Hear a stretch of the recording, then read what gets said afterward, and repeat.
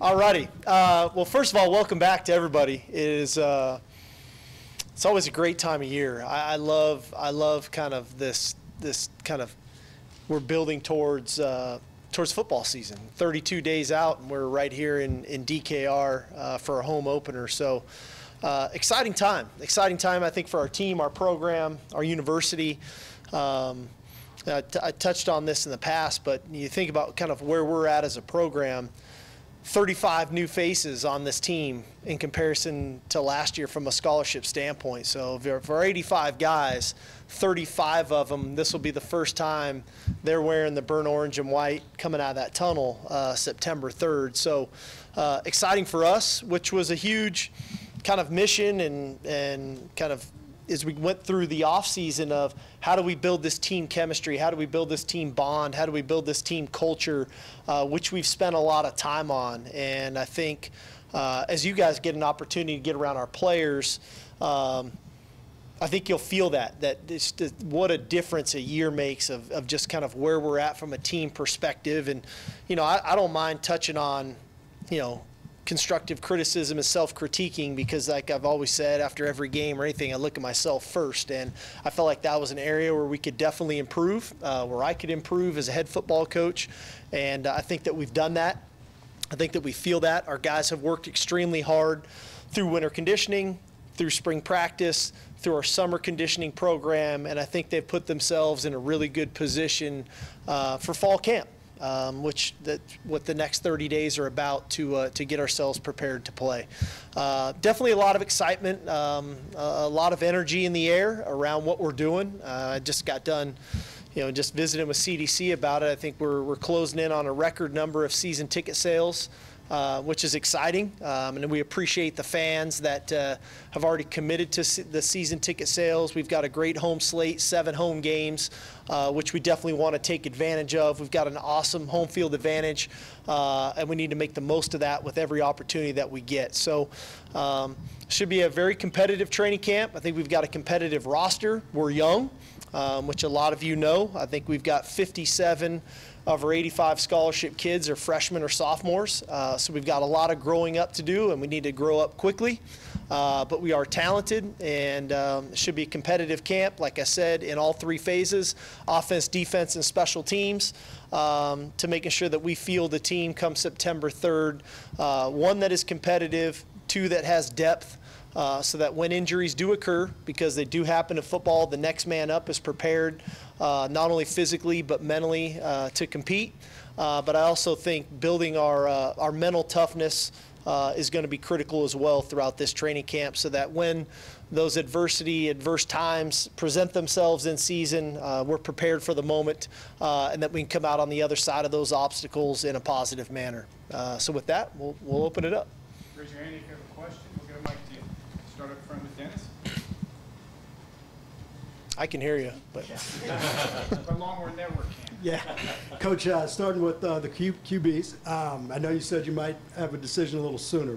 Obviously not right now, right? yes, sir. Okay. With Hudson and Quinn, what is, for each of them, what's the one maybe check box you want to check off, you need to see from them as you go into fall camp, as you go through it, before you would hand either one of them the keys? Yeah, I mean, I think that's all valid comments and thoughts and questions. You know, I don't think there's one thing for either guy to say that's the one thing that this guy needs to do or how to do something. I think they've got things that we've asked of them going into spring ball to work on while we were in spring practice throughout the summer now, that now they can kind of put those tools to use here in fall camp. You know, clearly they're at different phases of their development, right? And a lot of it for HUD was, what does his comfort level really look like in our system now in year 2 and operating? And it's not just about him, but how that exudes to his teammates and his performance of everybody around him, not just himself. For Quinn, it's knowledge base of the system. And it's one thing to talk the offense and to talk about it in a meeting room. It's another to actually do it, and then do it consistently on the football field, which I've touched on Quinn. I give him a lot of credit. Everything that we've asked of him to make a correction from one day to the next he's really worked at it and tried to do it. So I'm excited for both these guys. You know, both great teammates, both really coachable, both highly competitive, highly driven young men that, you know, both would love the opportunity to take the field when the first team takes the field September 3rd. And that's ultimately that microcosm of just the quarterback room is really our entire team. You know, when you're in a competitive setting, when you know the guy you're competing with and you have respect for the guy you're competing with is pushing himself to a level that drives you as an individual to a new level. And that's when you can create that environment, and your roster's built that way that we're getting the best out of the guys on our team, and knowing that when your number's called, man, that next guy in has been pushed to a point to where he's prepared to play. So whoever ends up being the starter will be exciting for him and exciting for our team, but knowing that next guy of that quarterback room, if and when his number gets called, he'll be prepared to play as well. On your left, Cedric. Hey, Steve, I know you're an analytical thinker, and you said there were some questions you asked of yourself in the offseason. What were some of those questions, and how big a challenge is it to answer those in the preseason, knowing the slate you have coming up? You know, I think one of them, obviously, you know, I touched on was just our culture and getting our culture to a point where, you know, everyone says when you're building a program, you know, it's a marathon, not a sprint. You know, it takes time to build your culture, but I'm kind of the adage, who says you can't sprint a marathon? You know, I'm always trying to do something better than it's ever been done before, and how quickly can we get there? And so from a cultural standpoint, from a team bonding standpoint, this is a great challenge for us with 35 new scholarship players of how close and how tight-knit can we make this team. And so that's the first one. The second one, you know, clearly we did a heck of a job, and I don't mind sometimes patting our coaches and our players on the back on stuff like this. We did a heck of a job preparing our team to play, whether it's through game planning, whether it's through our meetings with our players, through our practice. Our guys went out and performed early in football games at a really high level. And I'm really proud of that the buy-in was there to what we were trying to do, why we were doing it, and then going out and executing those things. Where I need to be better is making sure that our players and our staff respond better to the adversity when it presents itself in game. Because you don't get leads against quality opponents the way we did going into fourth quarters of games without really good preparation, really good trust, really good belief, really good execution, if we didn't do those things. Now it's when adversity strikes, when momentum starts to swing not in our favor, how we respond to those things are something that we really, you know, I'm challenging myself on to make sure that we're in a better frame of mind to do that when it presents itself. So those are probably the two biggest things that way. There's always little schematic things that we're trying to do. There's always things that, you know, you're trying to highlight specific players and making sure they're getting enough reps and opportunities and things, and making sure roster-wise, you know, you're utilizing the best players that you can on special teams, and make sure your pass rushers are given the right opportunities to do that. But big picture-wise, I would say it's our culture, and then ultimately, you know, what we do in the face of adversity, especially late in ball games, or something for me that I want to make sure that I'm at my best at. You're right, Coach. Ed? Coach, it appears to be a wealth of talent with the running backs and wide receivers. How do you balance that all out with reps and going into the fall? What will you do with those two groups to find the right players at the right time?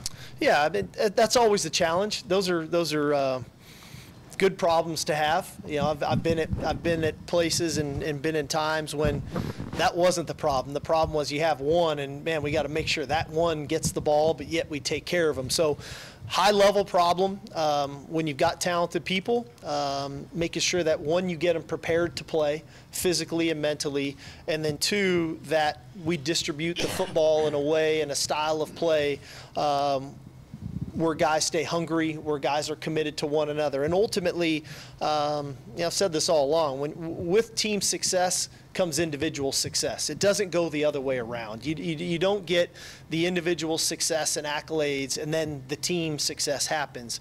Team success happens first, then that individual success and accolades and awards come after. So if we perform really well as a team, that means all those guys had an opportunity to eat. You know, they all got their opportunity to make plays with the ball in their hands and do things, but you have to do it in a way that's a selfless manner, and you have to be willing to do it for the guy next to you and to make those critical blocks. And to, you know, sometimes you're running a post route and you get it because you're open and we get to throw it.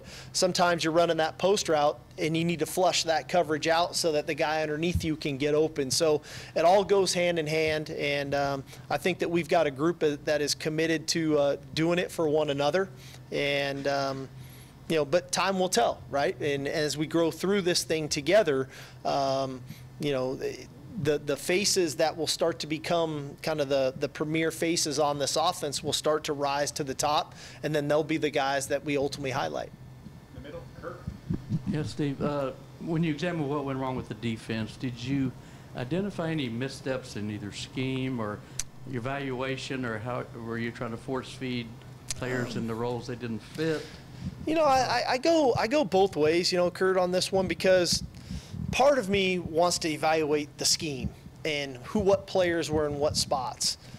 But then in a lot of these games, we went through stretches in these games where we played really good defense. You know, I look at the Iowa State game. You know, we get beat 31-7 or whatever it was. We walked into that locker room at halftime with a 7-3 lead, and our defense was playing really good defense. I look at the Oklahoma State game. We're up 17-3 late in the second quarter. We throw a pick six on offense. We aren't giving up. We didn't give up a touchdown in the first half. But then in the fourth quarter, we give up a couple drives that ultimately resulted in scores. And so how do we find a way to keep that consistency of our play up? Now, there's always schematic things that we're looking at. I've touched on this in spring ball. I want to play tighter coverage because I think that can then allow us to, yes, rush the passer a little bit better. But if it's a three-step drop and the ball's always coming out because we're not rerouting receivers, it's tough to get home as a pass rusher. So those things work obviously hand in hand. But I think bigger picture, you know, broad scope is how do we keep that level of consistency, because we show these stretches in game where we play really well.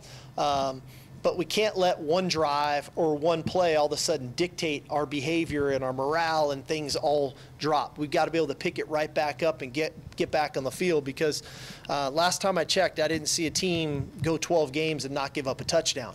We're going to have to be able to respond to some of the adversity that we get faced with. On your far right, Terry.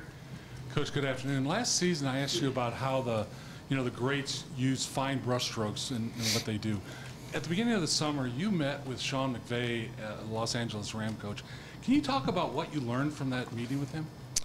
Yeah, I mean, I had a great opportunity to really just kind of spend a day with them and watch them practice and watch how he interacted with his players. And you know, I think one thing that Coach McVay does a fantastic job of is he's got a brilliant mind. I mean, this guy is a very forward thinker from an offensive perspective, but yet he's very in tune with defense and with special teams, and he's got really good rapport with the players and the staff in his organization. And I don't know necessarily that I learned it like new, but what I did, I think, for me is kind of reinforce a lot of the things that I believe in. I'm a relationship-driven guy. I like to have a great relationship with the people I interact with on a daily basis.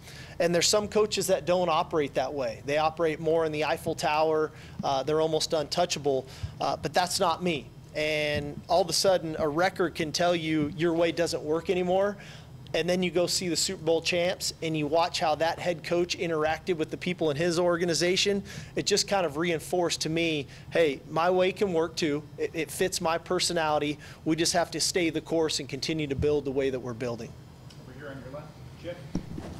Steve, what are the biggest questions position-wise that you think most need to be answered starting tomorrow? You know, I think obviously on the offensive line, we've got a lot of new faces, you know, and how that room is going to shake out, of what that's going to look like over the next month. I think the secondary is another one of what that can look like and how that room can play out.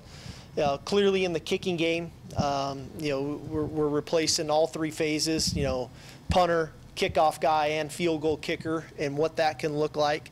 But nothing is written in stone. You know, there's a lot of moving parts that can happen on our team over the next 32 days. So constant evaluation, not rushing to judgment, I think is going to be critical as we work our way through training camp, and allowing some things to play out for themselves will be big for us.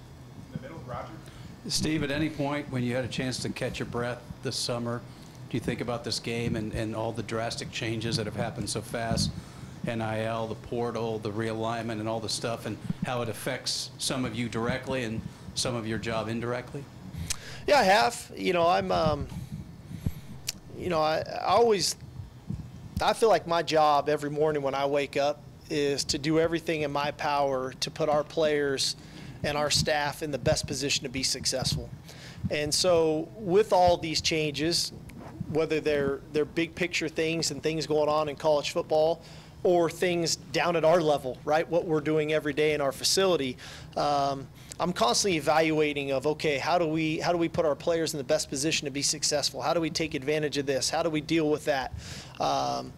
Using the transfer portal, for example. Whoa, we struggled last year. Let's go take 19 transfers.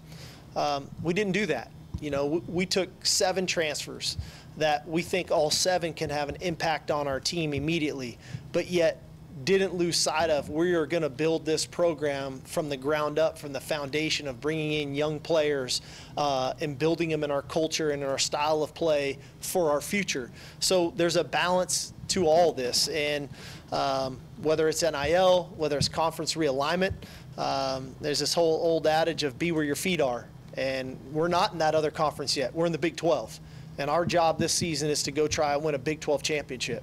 And so there's a lot that goes into it. Sometimes those are reminders of where we're at, and okay, what we need to focus on. Sometimes there's strategy involved of how we can utilize some of the new rules. But yeah, I've spent plenty of time thinking about it, have plenty of discussions about it. I've called some friends on how they're dealing with things and what they're doing as it pertains to it. So I don't ever really shut off. You know, I think my engine's always kind of running. Sometimes it's idling, but for the most part, I never really shut off and constantly thinking about the things that are coming up in our game right now. In the middle, Longhorns. Hey, Coach, got a quick housekeeping question. Yep. And then a normal question. Any guys who won't be able to go or maybe limited tomorrow as a result of injuries? Do you want to do that one first? Yeah, I'll do that first, and I'll go. I don't foresee anybody will be completely out. We don't have anybody that will not be able to practice tomorrow. You know, naturally we have a couple guys that may be limited, some that are still working themselves off of injury, the majority of which you guys know. We had nothing new occur this summer, which is a positive, and knock on wood. I know other programs have had things that have happened this summer that impact training camp, so we've been good on that front. But the beauty of it is we've got, of our 110 guys that get to come to training camp, you know, this training camp, all 110 will be active in some capacity this camp. Okay, and thank you. And you expressed a lot of excitement about being able to work with players on the field this summer. So when you think of the offensive line, who are some of those young players that may have benefited, you know, from that on the offensive line? And if a young player is somewhat even with an older player, what goes into your decision-making process as to who starts? I don't want to give you just the coach's cliche, but I think they all benefited. You know, I mean, I don't know how you go out on the field 16 times in the summer and do, you know, offensive line drills, fundamentals, techniques, and not benefit in some way, shape, or form. So I do think all those young guys got a lot of benefit from that. Now, how far they take it and what that leads to for training camp, that remains to be seen. And again, you know, when it comes to a younger player as opposed to an older player and what that looks like from playing time and different things, I think it's about trajectory, right? What does his ascension look like, right? Is he a guy that over time has gradually improved, or is he a guy that maybe has one good practice, one poor practice, one good practice, one poor practice? That one's a little harder to swallow because you don't know what you're going to get, right? What's the next day? What's the next game going to look like? And so a lot of what we look at is consistency. from a performance standpoint, but also improvement, right? Is there a level of consistency in his play? Is there a level of consistency in his improvement, fundamentally, schematically, understanding of the scheme, to where when the ball game comes, is he going to operate at a consistent level, or is it going to be flipping a coin every play? Nobody likes flipping a coin, because that's when bad things can happen. That's exactly what I was going to ask, but I'll drill down a little further.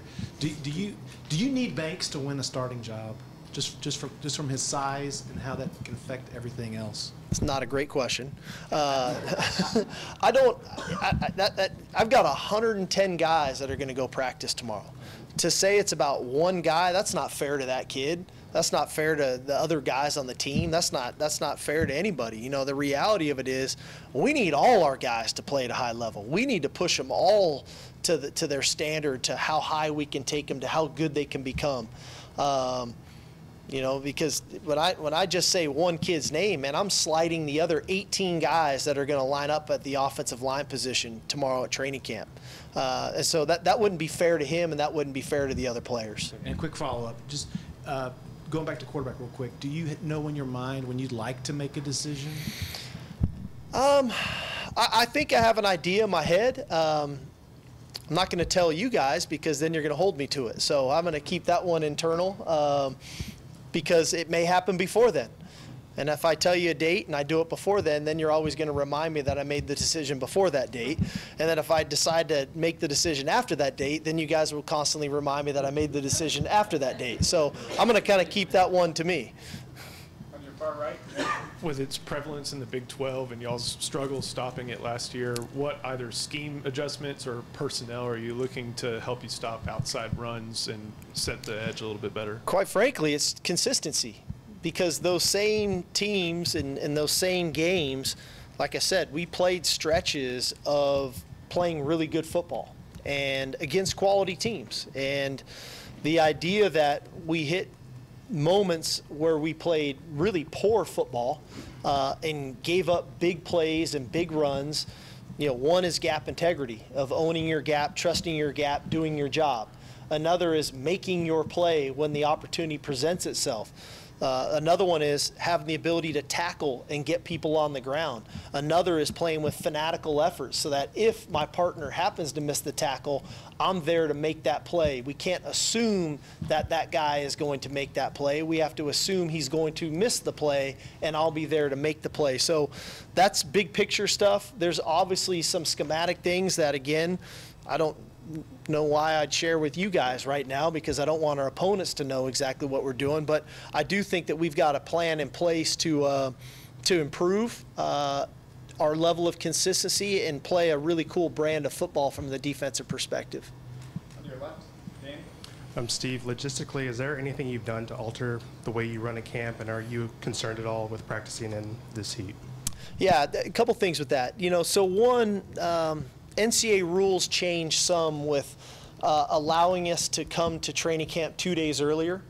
So it allows us 2 extra days where we are essentially off our feet, where we're not practicing, where we're not walking through, where we can still do some film review and recovery things, but we're not on the field. So we're trying to utilize those days in a manner to where we're not going really long stretches of practicing, 6-7 days in a row.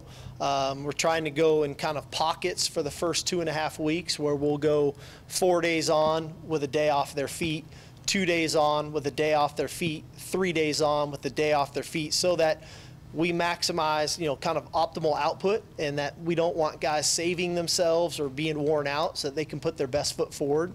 2, it's been a hot summer, I think, for all of us. We recognize that, and so there's 2 sides of the coin. One is player safety without question, and we have to make sure that we're doing everything in our power to take care of our players, whether that's through water breaks, whether that's through cold tubs, freezers, things of that nature to get our body temperature down. 2, there's going to be days where we split the day. Half the day we may be outside. The second half of practice we may go into the bubble. A lot of that's going to be predicated on kind of the heat advisory and where we're at. One thing is what the temperature says it is. It's another of what the temperature feels like. And so we've got to be mindful of that, taking care of our players. On the flip side of it is, come September 3rd and so on throughout the early portion of our season, when we kick the ball off, they don't get to say the second half of the game we're going to go play in the bubble.